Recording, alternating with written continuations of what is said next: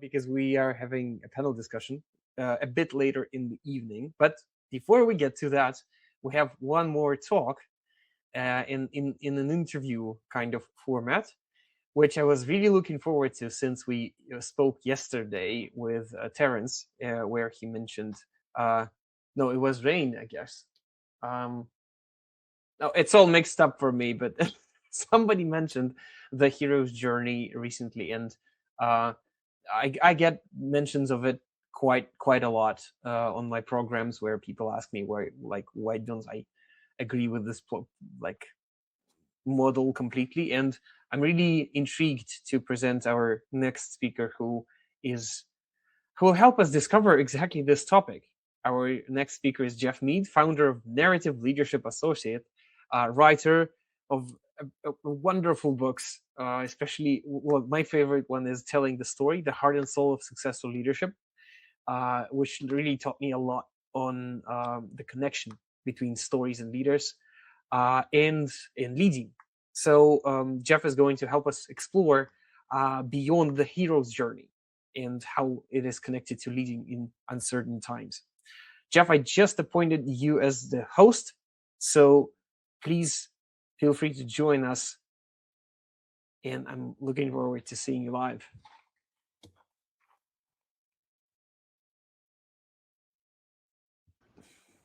Hi, can you hear me? Yes, loud and clear. Welcome. Sight, sound. Welcome to the conference. Good to see you too.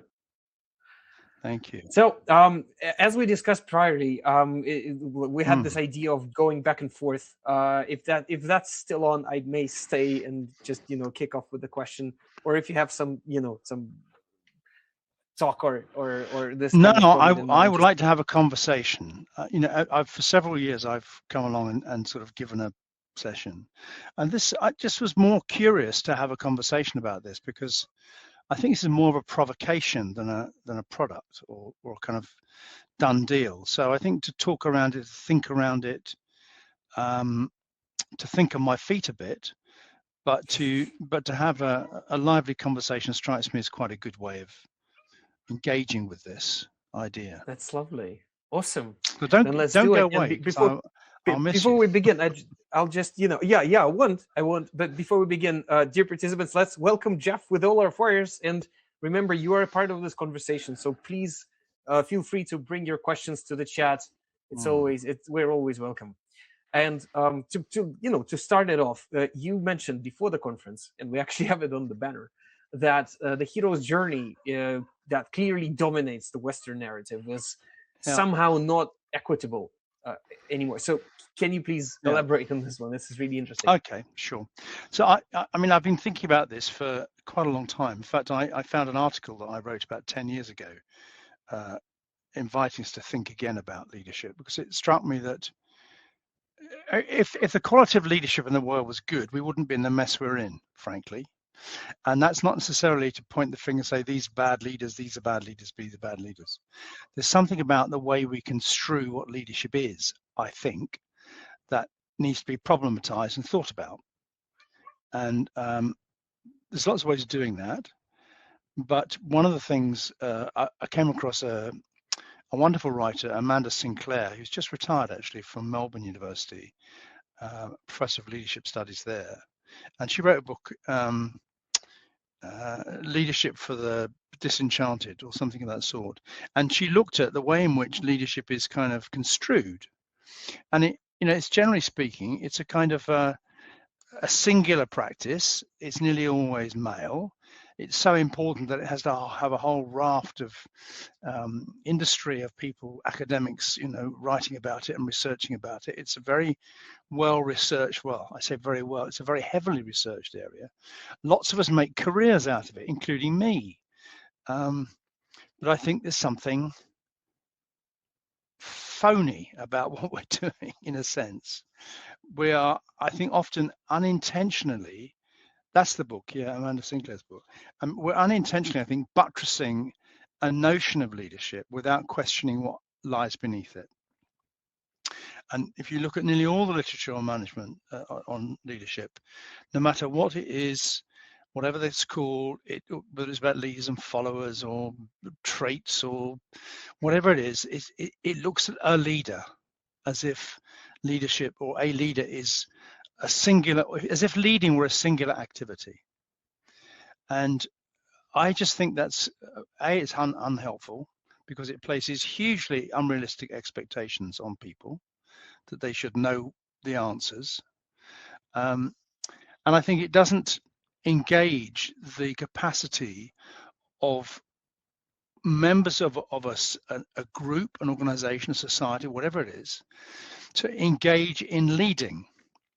When we split leading off from it being an ongoing social activity of meaning making, so I take a sort of social constructivist view of what leading is at the heart of it. It's about making meaning in difficult, complex circumstances with, yes, and sometimes for other people, but generally speaking, it's making meaning in an ongoing community of practice. And so if we start to think about leading and leadership in those terms, it suggests that perhaps we can think of it not as a solitary pursuit, but as something else. And I began to think about, what is it that underlies our imagination of what leading is? What's the tacit? What's the unspoken, the unsaid, the unthought? What's the mythos that underpins our theory of leading, our theories of leading?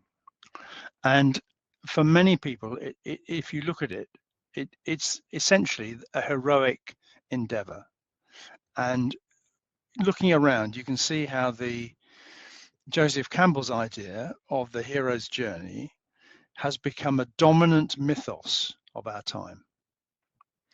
And myths are important because they sink into the unconscious and they begin to shape how we think without even knowing that they do that. And so I thought, well, are we stuck with this? Do we have to simply depend on this old notion? And so I began to look around for alternatives. What kind of myth, if you like, might be an alternative to underpin our thinking? Is there something that is perhaps less individualistic, less heroic, whether it's male or female, something that might be more engaged with the world? And so I'm thinking about that, and I'm also thinking about my practice as a leadership development person, and where do I invite people to look for direction? And I think that's extraordinarily difficult at the moment, because the landscape is shifting so radically all the time. Rilke wrote a poem in which there's a line in which he says, I felt as though I was standing on fishes. And I feel this kind of, is that where's the foundation of what we do? Everything moves. So perhaps we shouldn't look to the inspired individual anymore for this, the brilliant individual who does this. Where do we look? And so the question came up in my mind is like, what do you look to, and where do you find direction when you don't know the answers, when you don't know what to do? I think it was Piaget who said intelligence is knowing what to do when you don't know what to do. I like that idea. The problem is, all too often we think intelligence is equated with knowing what to do, as opposed to engaging with the world in an inquiring way. So I began to look around in the world of myth, and I found the work of Alan Chinnan, who contests the idea that the hero's journey is the monomyth, is the only kind of story, which is what Campbell said it was. He also, by the way, when he was challenged by a woman in his audience once about, where's the heroine's journey, he said there isn't one. Women don't have to do anything. They are the object. I mean, it was pretty dismissive. And we won't go into what Joe Campbell was like as an individual, even though he's dead, he can't sue me. But, his personal views about the world were, at the very least, highly questionable. Be that as it may, it's offered us something. It's offered us a very interesting take on story, and there are a raft of folk and wonder tales that do broadly follow this trope. But Chinnan says, actually, if you look harder, there are some, not as many, but some that follow a different trope. So he calls those, he called it Beyond the Hero was the subtitle of the book, the first book he wrote. And he identified some of those stories in that. So I began exploring some of those stories. So what I've come here with today, apart from what's in my head, is the idea of kind of just talking a little bit about these two different types of story in terms of myth and structure and what they offer. And I thought I might do it by reference to two, and you'll forgive my presumption here, two Russian folk tales. What a cheek, eh? but I thought they might, if many, I think they're pretty, certainly one of them is well known. But if we contrast, for example, a hero's journey story, let's think of The Firebird, right? Let's think of Ivan and the Firebird and the Horse of Power. So he's a young man and he's wandering around and he finds the feather.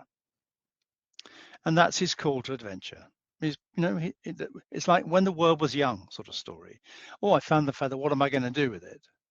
So that's the first call. And he goes back and he sees the Tsar, and the Tsar says, fantastic. You found the feather, you can find the bird. And he goes off, and with the help of his horse of power, he captures the bird. He brings back the bird, and then he's told, that's wonderful. Now go and get Vasilisa the Beautiful. And he goes off with the help of the horse. He brings back Vasilisa the Beautiful, and then he meets in combat, in a kind of strange combat, he meets the Tsar, and through a kind of magic trick, the Tsar is boiled alive. Right? He jumps, Ivan jumps into the thing and he's even more beautiful. The Tsar says, oh, I'll have a bit of that. He jumps in and he's turned to bones. And then he marries Vasilisa, happily ever after. So the trajectory of the hero's journey, it's an adolescence story, whether it's male or occasionally female, and they're rare. It's an adolescent story of the journey into some kind of adulthood, into some kind of sovereignty, into finding your authority in the world, your place in the world. And it ends invariably at happy ever after. That's the end of that journey. There are some stories that begin there, some wonderful stories, which I call a double cycle story, in which you have the hero's journey, you have the happily ever after, and then bang, something goes wrong. I call that a fall from grace. The hero or heroine does something stupid, and we all do it. And at a metaphorical level, if I look around the world at the moment, I don't think we are When the World Was Young. And I think we've had happily ever after, and we've blown it, frankly. We're not in that naive, optimistic place anymore. If we are, we're fools. So if we actually acknowledge that we're not in that naive, optimistic place, that we have blown it, that we have caused all sorts of problems, that we have, in a sense, fallen from grace, we're after happily ever after. What are those stories like? Well, the hero comes through by a combination of courage, magic, and luck. The dragon is slayed, they're given a spell, and it turns left, and and all the others turn right. There's a combination of essentially magic, courage, and luck is what brings the young hero / heroine to that happily ever after place. The protagonist in the post-heroic story is very different. They're not young people. They're in the middle of life. So if we contrast with a story that I love, which is Go I know not whither, bring back I know not what, it's so much richer and more interesting. What we have in that story is a a man of uncertain, he doesn't say how old he is, but he has been a soldier, he's been an archer, he's done his time. He's now acting as a huntsman for the Tsar. So he's not a kid anymore. And he marries this rather extraordinary creature. And it's the Tsar who sends him off because he wants to actually have his wife to, after various trials and tests, which he succeeds in quite readily because they are known targets. He sends him off to go I know not whither, bring back I know not what. And if you fail, your head will be cut off from your body. Now that to me is so resonant of how it feels in midlife as a person. And when I look around us now, that's where, you know, if we don't get this right, we won't survive. It's that simple. If we don't go I know not whither and bring back what we need, we will not survive. The systems that you're in, the systems that I'm in, the planetary systems will not survive. So, you know, nice happy note, but essentially, what then happens? What enables this protagonist? And he's called Fedot, isn't he? Which I believe understand. What is it? A gift of God or something? What's your understanding of the name? It takes some etymology here. I'll search, but yeah, I know the name, but not the source of it. I think it means kind of blessed or something. It's a anyway, that's the name. Now, what I love about this, absolutely love, and this is the moment that I take from this story. There's lots more, but and I'll come back to this again. Geoff, sorry to jump in. It's actually rooted from Greek. It's is it Theos and Dotos. So Fedot. Theos is God, deity, and Dotos is given. So exactly on point. God given by God. Yeah. Wonderful, lovely. So it's a lovely name, isn't it? Thank you. So I'll come back to the rest of the story, but there's this moment when he goes off in search, and it'll take him forever. He doesn't know where he's going or what he's got to bring back. But if he doesn't succeed, he won't get his wife back. He'll be killed. It's the end.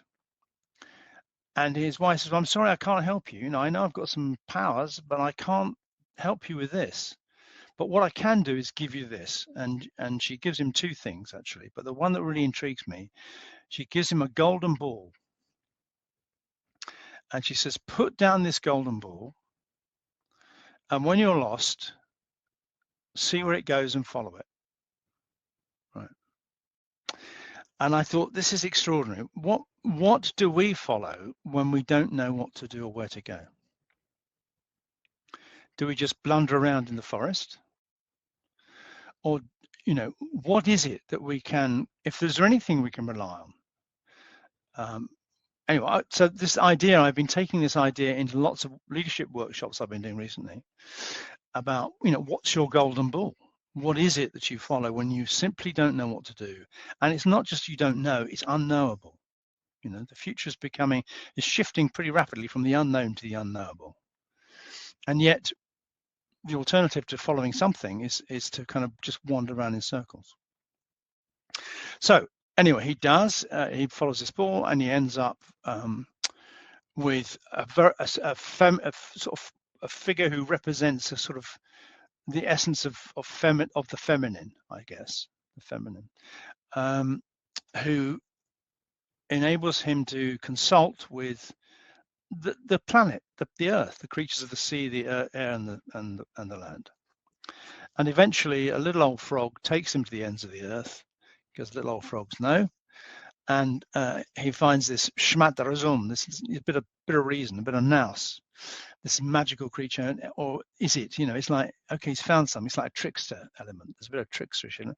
Brings it back, and then, you know, regains his wife, and the land is ruled. So what you have differently is, instead of courage, magic, and luck, essentially what happens is there's a kind of fortitude, a different kind of courage, a kind of strength of character, if you like, rather than the kind of courage that will face a dragon, the kind of courage that will face the unknown, fortitude and persistence. So, you know, these are long quests. The heroic journey will take a year and a day. this will take half a lifetime. Okay.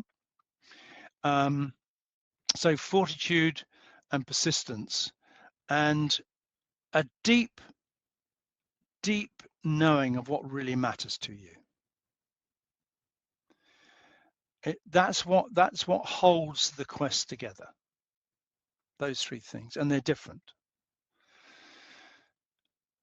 And so I love this idea that we should at least, I think, open our minds.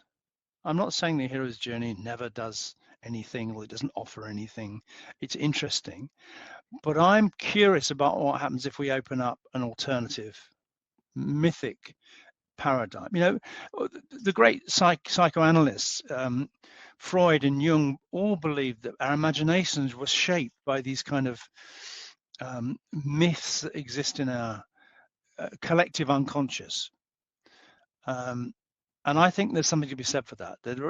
If we look at those myths, I think it opens up a different possibility. I'm certainly finding this when I work with people. So,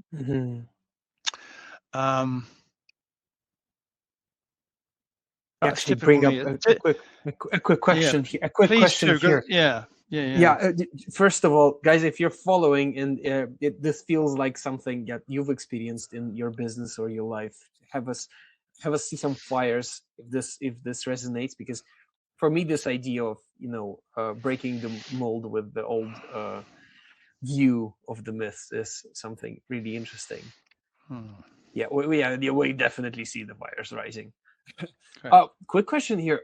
Like fortitude, persistence, and deep understanding. How does this translate to like what we do in the real world, like in organizations? Well, it's interesting. I'm not a great fan of the real world. I kind of am, but I'm kind of trying to go upstream here, really, and think about how we think about it. What I have found is that when I introduce the ideas, and I've been working with groups of leaders on leadership programs rather than going into organizations to do an OD piece of change. At the level of people who are saying I have a nominal leadership role, they have found it liberating, first of all, to think, well, it's not just me. My job isn't to know what to do, but my job is to create the conditions in which we can discover together in an ongoing basis how to do the best we can. So that's the kind of social constructivist view. And then I found that a lot of people who are in leadership roles, I was working with the other day, and our previous speaker might be interested in this. I did a leadership program for principals, i.e. chief execs of further education colleges. And we did something about what's your landscape look like. We did some rich pictures about the future, and there's sort of the chaos that's in there. And what they found really helpful was, okay, so because I take this idea of the golden ball somewhere, I'm not just saying what's your golden ball. That's too, that's the interesting, that's the hook, if you like. That's the thing that, or the metaphor. So I then try to think, well, where might one find that ball? What can you offer people that says it's not all you? So who is it, and how do you find that? Where might you look for it? That's the better thing to say. Because perhaps we never find one. I don't know. But I work with people to think about, this is about what do they really care about, and that's not, it's the fundamental existential "who am I" question. Who the hell am I? What am I here for? I have one life. What am I going to do with it? And on that note, one of the things I think story is brilliant at is it providing a container for people to ask those kind of challenging questions. Because if you separate out the human, the life world, from the system world, which we do all the time, that's when the distortions of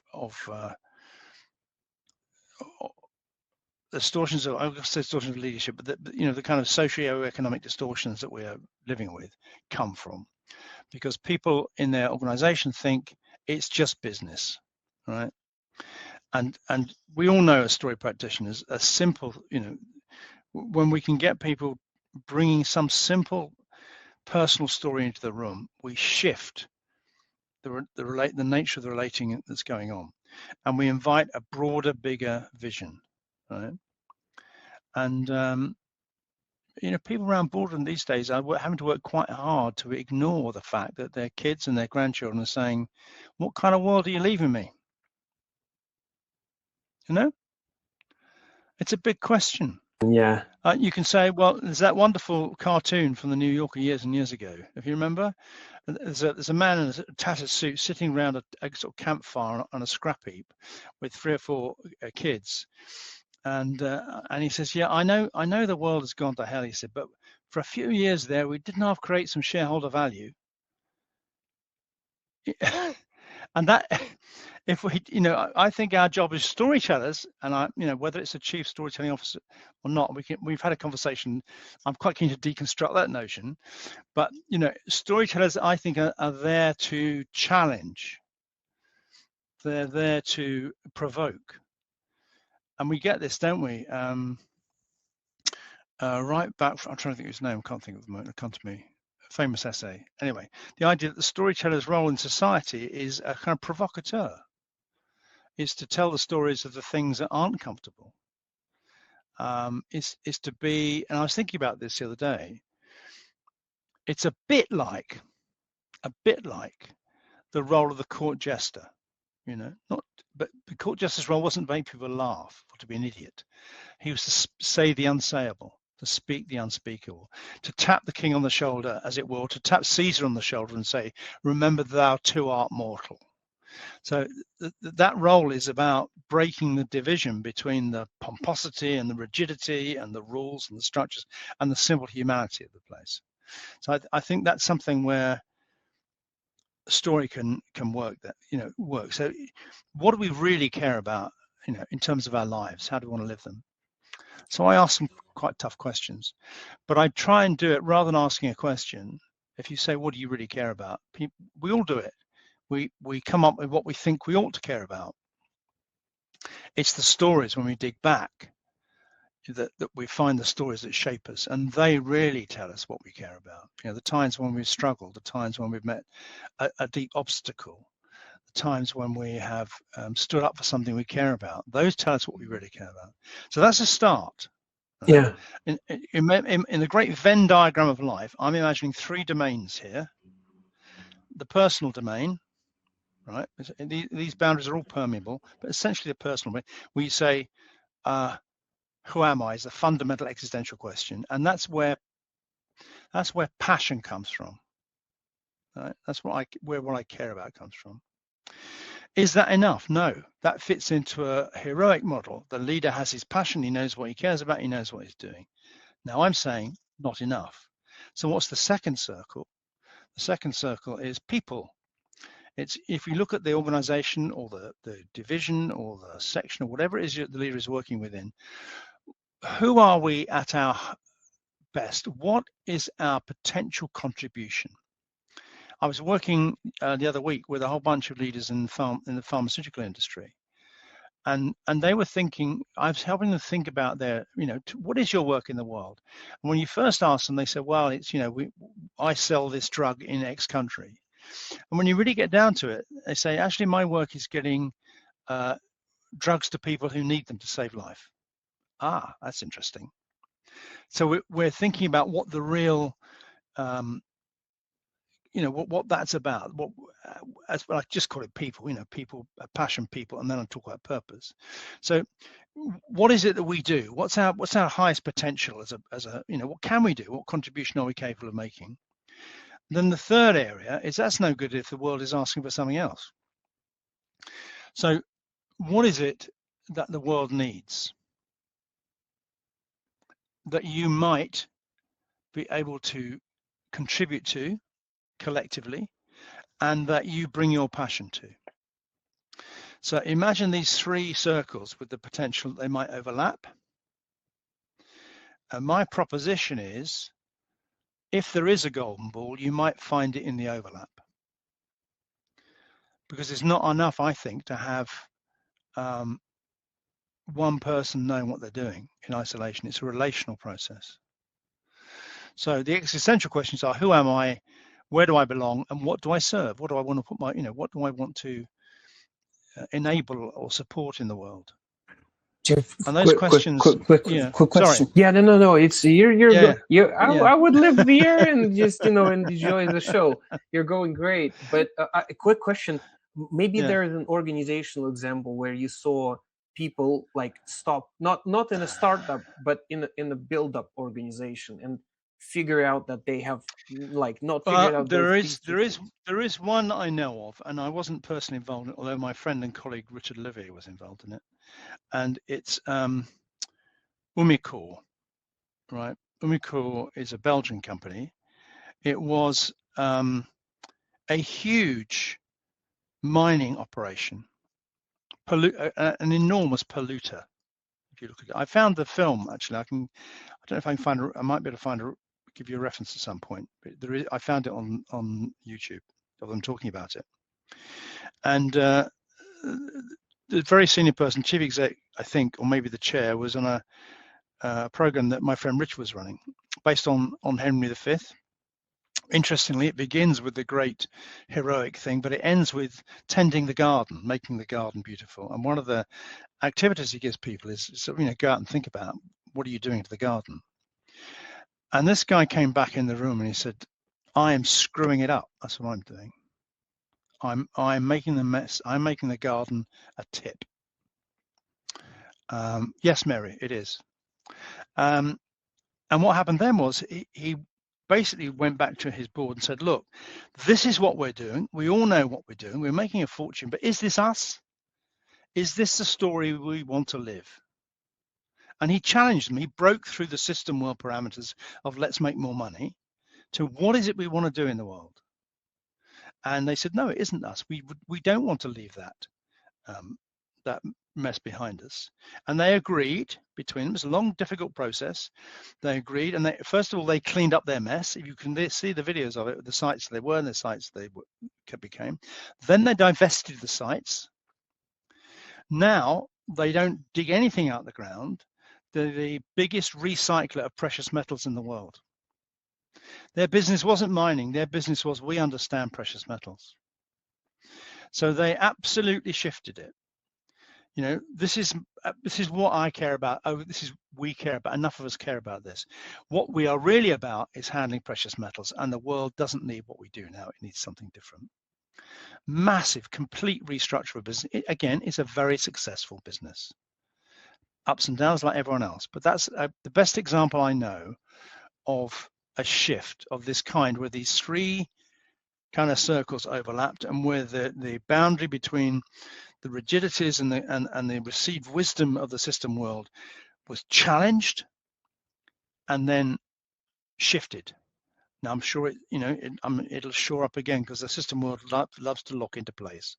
But that's a lovely example, I think, of it.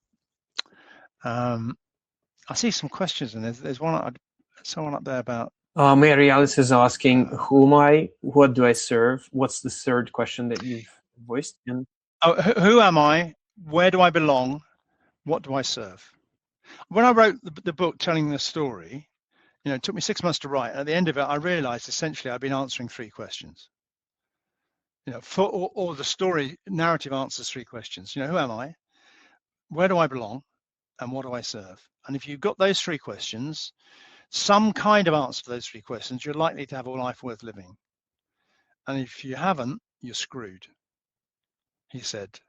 He pontificated. I think it's true. Yeah, that's awesome. That's we have another question. You asked me two questions, and I just blurted about. Oh, come on! It was valuable. I mean, I could ask one question and just go off the air. How are you? That could be it.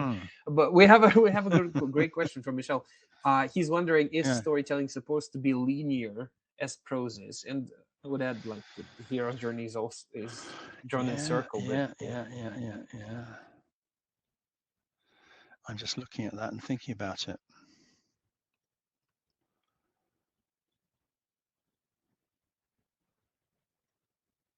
It's a really good question. I mean, I think you can tell a story in all sorts of ways. I've spent most of my time these days is spent writing fiction. Some people say I've been doing it all my life, but anyway, these days I'm writing fiction. And there are many, many ways in which you can tell a story. you don't have to start a story at the beginning. It's like a story needs a beginning, a middle, and end, but not necessarily in that order. Yes, if nothing changes, if there's no kind of significant change, there's no story. I think that's a truth about stories. Stories always involve some kind of change, internal or external or both. But how you convey that, I think, can be different. So my answer to your question, Michelle, and it's a kind of off the top of my head answer, feels like there's room for all kinds of storytelling. I'm quite familiar as a storyteller, as a performing storyteller, with the kind of traditional but I think you can do it in lots of different ways. I guess underneath, no matter how, here's another answer to it. However you present the story, underneath there is a narrative arc, and you may cut into it and show it in different ways, but there is a certain linearity to narrative arc because it's about change over time. So there has to be something about that, but I don't know that it has to be A, B, C, D, E, F, G, H, but there's something about what's the underlying narrative arc, which is temporal. It's temporal rather than linear. Yeah. That makes a great sense. Okay. Thank you, as Michelle is saying. Mm. That's well, here's a quick question that just popped to my mind. Yeah. This realization that you had, like, about being in the midlife and in this totally different form of story. Yeah. Is it because the world changed, or is it just something that we all go through when we age and we move to this part of life? Like, Good question. Good question. Good question. Good question. I'm probably sufficiently narcissistic to think that if it happened to me, it's happened to everyone. But I think there is some objective evidence that suggests the world is going through it. I think at an individual level, yes, I think we can start to ask different questions. Our soul demands different questions when we're no longer young. But I do think at a mythic level, I do think that's what's in the world. So and it's not a simple switch from one to the other. There are all sorts of things going on, all sorts of things. But to exclude that, would be, I think, is to really miss something. To persist in the notion that there is one way of telling a story and this is what it is deeply unhelpful. Was that your question? yeah. No, yeah. You answered it. I was asking about, like, Yeah. is it But it probably first. I mean, it's more about us. Yeah. More about ourselves. I mean, it's no coincidence. It's no coincidence, I suppose, that I started thinking about it in midlife. But I'm now. See, now I'm not in midlife anymore. I've had midlife done. Right. Had my midlife crisis, more or less got through it, and the stories that speak to me now, speak to me personally, are not midlife quests anymore. They're elder tales. Now they're fascinating. You see, in the midlife quest, there is a lot of magic. But in elder tales, says Alan Chinnan, I think it's true, there is a return to magic. Yeah. I could tell you my favorite elder tale, but I'm not sure. Well, we have 3 minutes till the panel, and that would be 3 minutes. Okay? Okay. Or is it like elder? See if I can do it. No, see if I can do it 3 minutes. So there's a woodcutter and his wife. They live in a little hut in the forest. They're very old. Every day he goes into the forest and he chops down trees, and he comes back and they sell it, and that's how they survive. When they were younger, they had 3 kids, 3 boys, and they chopped down lots more wood, but there were always more mouths to feed. Never had 2 pennies to rub together. And one day, the woodcutter came home, put his axe on a hook on the wall, and said to his wife, "That's it, I've stopped. I'm not doing this anymore." And he went to bed. He said, "I'm staying in bed." And his wife couldn't persuade him to get out of bed, but they'd been married a long time, so it wasn't the end of things. And after a while, someone came past the house and said, "Excuse me, I see you have a pony outside. Could I rent it?" And the woodcutter calls down, "Yeah, rent the man the pony." And this is the pony that every day the woodcutter is taking in and out of the forest. So the man takes the pony into the woods, and it happens that this man is actually a magician, a wizard. Not a very nice one, but he knows where there's a huge heap of treasure. So he digs the treasure up and he puts it in bags, and he loads the bags on the back of the pony. And just as he's about to head off, the soldiers come searching the woods for him, and he runs away, and he's never heard of again in this story. Well, the pony only knows two directions: to the forest and back home. So the pony trots back to the woodcutter's hut, and his wife says, the pony's back, and what's more, it's got the same on its back. He says, well, have a look then. And she says, I've had a look, and I think you should come downstairs. He says, I'm not getting out of bed. She says, I really think you should get out of bed. So they come downstairs, and there is the treasure. And a third of it they give away to the poor, and a third to their sons, and the rest was more than enough for them to live moderate comfort all their life. What I love about that is, what's the gift that comes back from our work when we enter that stage? For me, it's writing. But what is the gift that perhaps we don't see? You know, I used to write reports and God knows what, but I kind of learned my craft in the mines, and it's come back to me as a creative gift. And I love this idea that perhaps as an elder, we can let go. There's no questing. We can allow what magic, we can see what magic there still is to be seen. Oh, this is lovely. 3 Thank you. minutes. That's 2 minutes. I would have listened for hours. Thank you so much. Yeah. Geoff, Pleasure. before letting you go, I need to ask you one last traditional question. So, story can be applied for various reasons and ways and tasks. Yeah. If there was only one way of applying story, what would you do with it in organizations?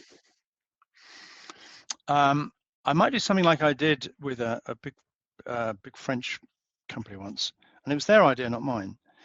And it was their every year they go away. The whole board would go away for a week and work stuff. And this time the chief exec said, I want us to do something. He said, I want us all to bring a picture of us at the age of 7 or 8. And they brought them in, and they told the story of what they were then. And they looked at each other and talked about how they were now.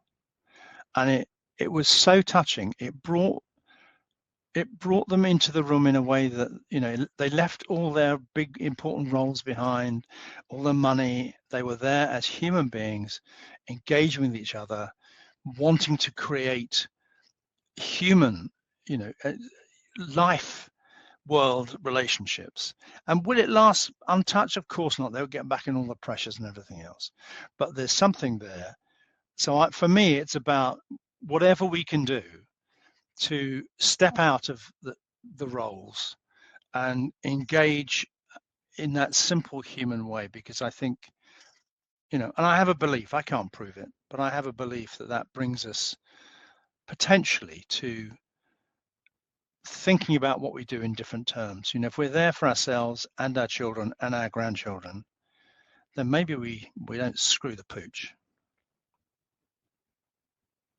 It's lovely. Maybe. Geoff, thank you so much. It's been such a pleasure. You're a gift. Well, it got me out of doing a presentation. This is much more fun. Much more fun. Oh, Thank you. I've loved it. Yeah, and really those nice. fires are proving really it's not only just for the two of us. Thank you so All right. much. Okay. It was lovely. Yeah. Okay.